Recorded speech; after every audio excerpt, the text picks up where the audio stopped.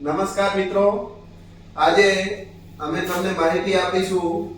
આપણે જે તબેલાની અંદર છે એ રેકોર્ડ રાખીએ છીએ, બરાબર. અને આજે આપણે એક ગાયને એઆઈ કરવાનું છે, તો આપણે શું શું કાળજી લેવી જોઈએ.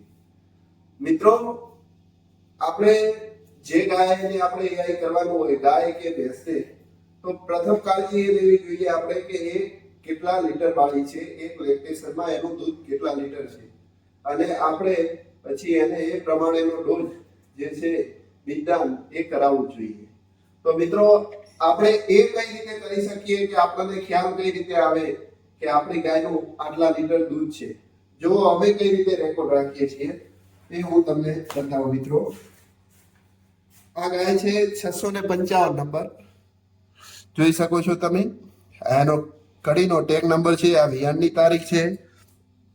પછી મિત્રો, આ દર મહિને એનું જે હાઈએસ્ટ પીક દૂધ છે એ લીધેલું છે અમે, અને એને એક મહિનાની અંદર કેટલા લીટર દૂધ આપ્યું એનું છે. આ જુઓ, સવારનું 9.5 લીટર પ્રથમ મહિને અને સાંજે 10.4 લીટર, એમ કરી અને એ ગાયે 619.9 લીટર દૂધ છે એ એક મહિનાની અંદર આપણને આપ્યું. એવી રીતે આપણે દર મહિને એ રીતે કાઉન્ટ કરતા હોઈએ છીએ, જોઈ શકો છો તમે. અને પછી આપણે એનો ટોટલ સરવાળો કરેલો છે કે 3800 લીટર દૂધ છે એ આપણને એક લેક્ટેશનનું આપેલું છે, બરાબર. હું તમને બીજી અમારી ગાયનું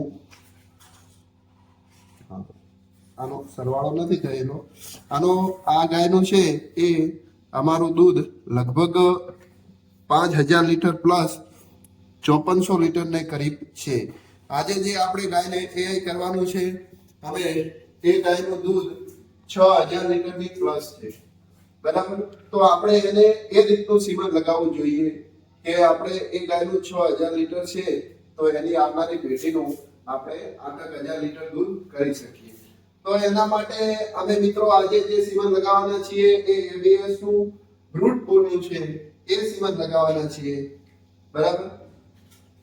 તો આપણે તમને કઈ રીતે સીમા અમે મૂકીએ છીએ એની પણ અમે તમને માહિતી આપશું. જો એ જ રીતે અમે ભેંસોની અંદર પણ આપણે રાખીએ છીએ કે આ 1 નંબરની ભેંસ છે, બરાબર. તો એનું દૂધ સવારનું, સાંજનું, અને આપણા માટે ફેટ કરતા દૂધ વધારે લીટર કરે છે, બરાબર. તો એક લેક્ટેશનનું એનું 2860 લીટર 304 દિવસનું છે. આપણે મિત્રો મેક્સિમમ 305 દિવસ સુધી લઈ શકીએ. હવે અત્યારે જો આપણે એને એઆઈ થઈ ગયું છે તો એઆઈ ની ડેટ એના લખી દીધી છે. સીમન બનાસ ડેરીનો 122 નંબરનો બુલ છે, એનો એને સીમન આપણે લગાવેલું છે. હવે નિકુલભાઈ, અત્યારે આપણે એ ખાસ જાણવું છે આજે કે જે પશુપાલકો છે તો એઆઈ કર્મચારી છે એને પણ બીજદાન કરતી વખતે શું ધ્યાન રાખવું, અને પશુપાલકો જે છે તો એને પણ શું ધ્યાન રાખવું કે જ્યારે પણ એઆઈ કર્મચારી બીજદાન કરવા આવે છે તો શું શું કાળજી રાખવી જોઈએ, એ ખાસ આજે અમારે તમારી પાસે જાણવાનું છે. મિત્રો, એક મારા ફાધર કહેતા રજાભાઈ કે જે પણ કરો એ 100% 100% જે કરો એ પૂરેપૂરું ધ્યાનથી કરો. એ રીતે આપણે હું બીજદાન કરું છું તો એમાં પણ આપણે સંપૂર્ણપણે બધી જ કાળજી લઈ અને આપણે એઆઈ કરવાના છીએ. હવે પહેલા તમને હું ડોઝની માહિતી આપીશ. લાવો ચોપડી, બરાબર. આ જોઈ શકો છો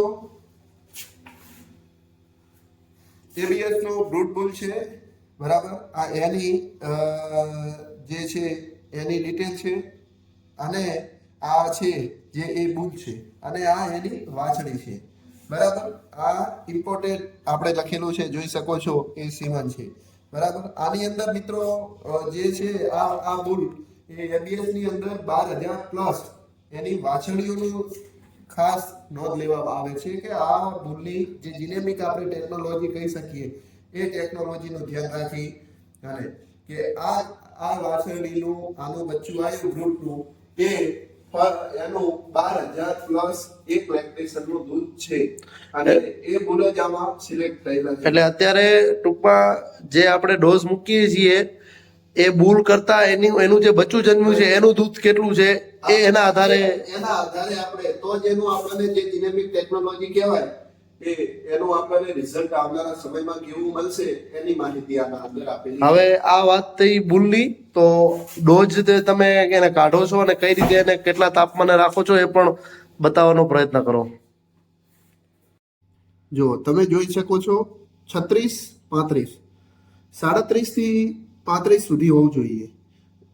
ઘણું ઠંડુ પણ નહીં અને ઘણું ગરમ પણ નહીં. એટલે જે ડોઝ પડ્યો છે તમારો નાઇટ્રોજનની અંદર એ ડોઝને આની અંદર આપણે આ ટેમ્પરેચરની અંદર મૂકવો પડશે. કારણ એનું શું કે આ ટેમ્પરેચર ઘણા બધા કહે છે કે આ ટેમ્પરેચર મેટર શું કરવા કરે.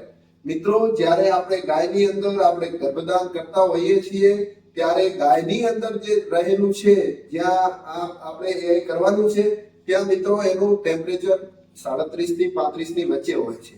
એટલા માટે આપણે એ ટેમ્પરેચરમાં આપણે મૂકવો જોઈએ જેથી કરી અને આપણે જે પ્રેગ્નેન્ટ થવાનો રેશિયો છે એ આપણને વધુ મળે. મિત્રો, હવે આપણે નાઇટ્રોજન કન્ટેનરમાંથી ડોઝ કાઢીશું. તમે જોઈ શકો છો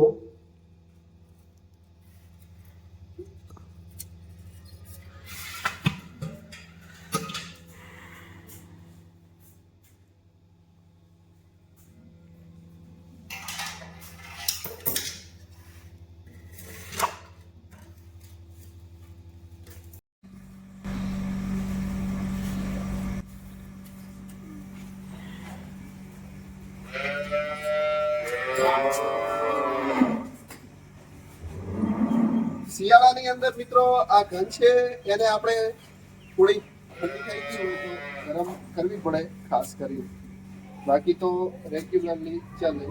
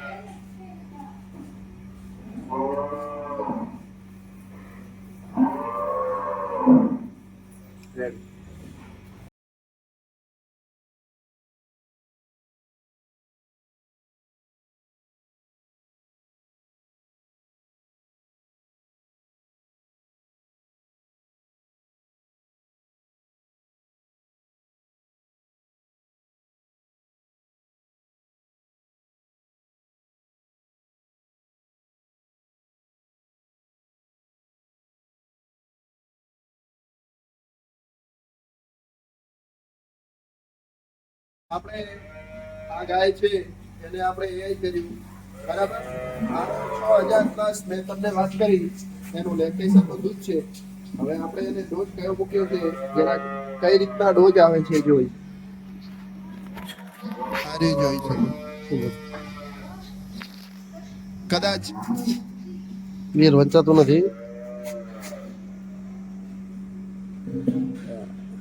અત્યારે જે આ જે બુલ બતાવ્યો નિકુલભાઈએ જેના વિશેની વિગત, તો એ આ ડોઝની વિગત છે. જોઈ શકો છો તમે બ્રૂટ બરાબર 100% HF અને જે આપણે ABS કંપનીનું છે એનું ટૂંકમાં દરેક ડોઝ ઉપર એની વિગત લખેલી જ હોય છે કે કઈ કંપનીનો છે. આ ગાય છે આપણે જે આને AI કર્યું તો જે બોલનું કર્યું તો એની જે આપણે વંશાવલી છે એની પણ આપણને માહિતી હોવી જોઈએ કે જેથી કરી અને આપણે જે ઇનબ્રીડિંગ ના થાય.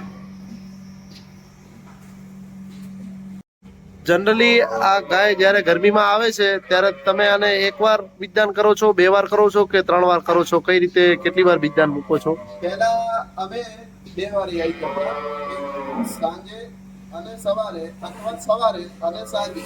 પણ જ્યાંથી આપણે ઇન્ડિકેટર લગાવ્યા છે તો એની પરફેક્ટ આપણને માહિતી આવવા માંડી છે, પરંતુ એટલે આપણે અત્યારે એક જ ટાઈમ AI કરી રહ્યા છીએ. મિત્રો, હીટ ડિટેક્ટરની માહિતી મેળવવા માટે અમારો અગાઉનો વિડીયો તમે જોઈ શકો છો જેની અંદર અમે સંપૂર્ણ માહિતી આપી છે જીઓ ટેગની. અને આની લિંક પણ આપણે યુટ્યુબમાં નીચે આપી છે.